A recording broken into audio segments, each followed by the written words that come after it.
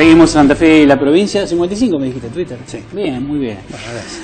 Bueno, está con nosotros y hace muchísimo tiempo que no nos veíamos. Y bueno, le agradezco la presencia al presidente de ENAPRO, Ángel Elías Pini para los amigos. ¿Cómo te va? Muy bien, un gusto estar acá. No, un placer para Los nosotros. dos. Y hace poquito te nombraron, a ver si está bien, director ejecutivo del Consejo Portuario Argentino. ¿Lo dije bien? Sí, sí. Bien. El Consejo Portuario es una... ¿De qué se trata eso? Es una asociación de todos los puertos públicos del país que se constituyó en el año 94, que fue un momento clave en la historia de los puertos, porque los puertos eran estatales, eran todos propiedad de la Administración General de Puertos, y ya en el 76 comenzaron a crearse puertos privados, pero en el 94, durante el gobierno de Menem, se dio una ley nacional de puertos que hizo que explotaran las terminales portuarias privadas, y los puertos públicos se asociaron en una especie de organización como para, bueno, defender los planteos que históricamente la Marina Mercante Nacional, la Industria Naval Nacional, el cabotaje nacional, una serie de concepciones que tienen que ver con el transporte marítimo y fluvial, venían sosteniendo la tradición de los puertos públicos argentinos. Bueno, hoy está integrado por todos los puertos públicos que funcionan en el país, y la figura de director ejecutivo tiene que ver con coordinar los equipos técnicos de los distintos puertos que están trabajando en lineamientos para una futura ley de política portuaria, o en opinar sobre temas que se están discutiendo en el Congreso Nacional, fundamentalmente, o en el ámbito del Gobierno Nacional, que es la Subsecretaría de Puertos, que tienen que ver con el cabotaje nacional, la situación de hidrovías, es decir, el conjunto de cuestiones que tienen que ver con la actividad portuaria. Una primera pregunta que tiene que ver, de una u otra manera, cómo se genera en nuestra ciudad una sinergia a través de el transporte fluvial y su conexión marítima. Hay, por ejemplo, constructores de barcazas, barcos, se está trabajando en ese sentido como nudo, Rosario como centro de un área. Bueno, la verdad que Rosario es un polo portuario importantísimo, pero conviene diferenciar que por un lado hay más de 20 terminales portuarias privadas de última generación, que es por donde sale el 80% de la producción de soja y derivados de Argentina, ¿no? Estas son terminales portuarias que son propiedad de grandes firmas, es decir, que mueven los productos que ellos mismos comercializan. El puerto público, terminales de servicio público, quedaron las que están en la zona de la ciudad de Rosario, ¿no? La terminal de grano, que es la vieja unidad 6 y 7, que está a la altura de la calle Ayolas, y la terminal multipropósito, que está en la calle 27 de febrero, ¿no? Esas dos terminales tienen una particularidad, son de servicio público. ¿Qué quiere decir? Que, por ejemplo, en la terminal de granos, un productor agropecuario, una cooperativa que quieren comercializar al exterior sus producciones y no quieren pasar por la concentración que significan las grandes firmas, van a esa terminal y sacan sus productos por ahí. Son terminales que tienen tarifas que están reguladas. En el caso de la terminal de la unidad 6, es por el gobierno nacional, que es el que dio originalmente la concesión en 1994.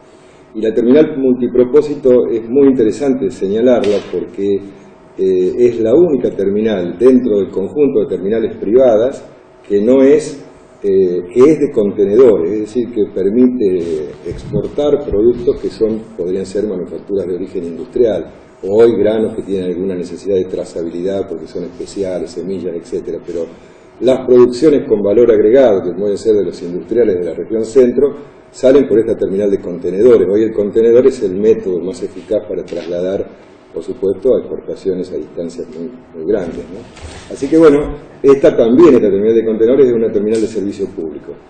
Conviene recordar que era una terminal que viene con una historia muy controvertida, porque ustedes se acordarán que cuando se conformó el ente portuario, una primera concesión a una empresa filipina que fracasó, que terminó con un conflicto gremial importantísimo.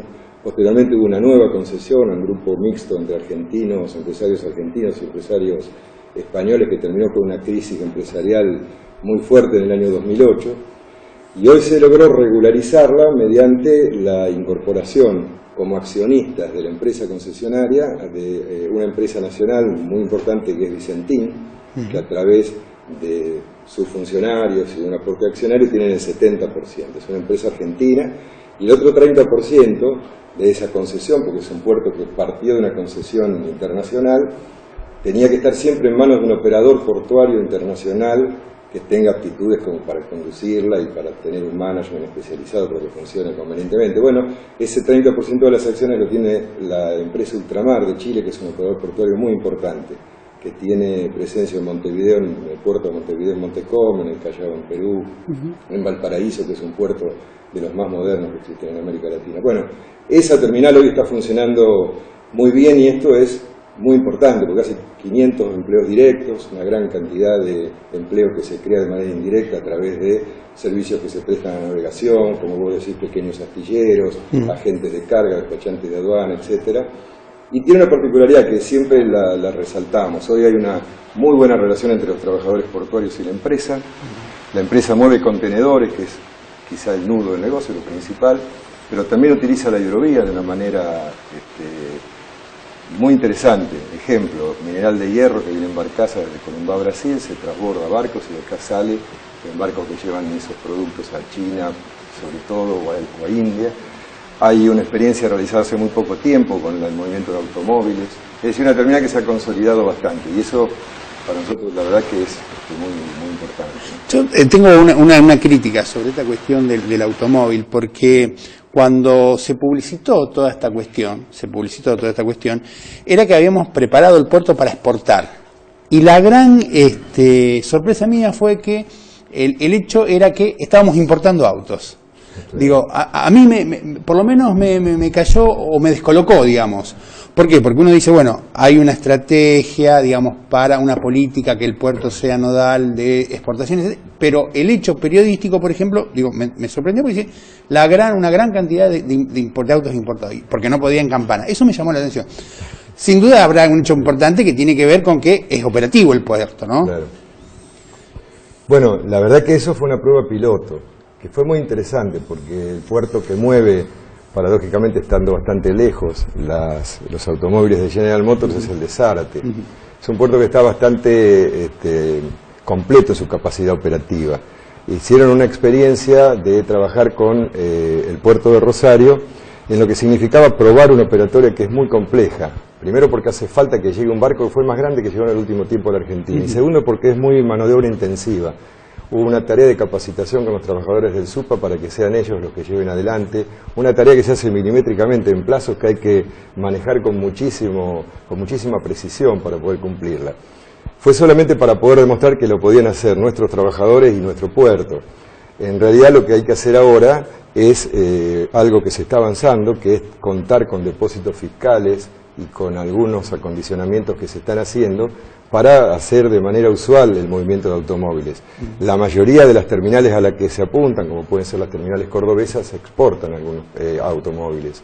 Y el sistema automotriz tiene tanta compensación entre importaciones y exportaciones que así como exportan, también importan. En ese caso el barco que vino para hacer esa prueba piloto era un barco de importación, pero obviamente que es en los dos sentidos la tarea que se puede prestar. Ubicar que es una función logística la que cumple el puerto, y esta primera experiencia fue muy interesante, ¿no? De todos modos, lo que se trata con una terminal de contenedores en la región y pública es de atender a las pequeñas y medianas empresas industriales de la región, que básicamente lo que hacen es exportar. Hoy importaciones hay muy pocas, ¿no? Desde el exterior hasta el puerto de Rosario. Hay mucho para hablar, ¿no? Sí, un tema muy seguramente te vamos a seguir molestando para que estés presente en este programa de Santa Fe la provincia. No, al contrario, les agradezco mucho la posibilidad de compartir con ustedes, Marcelo.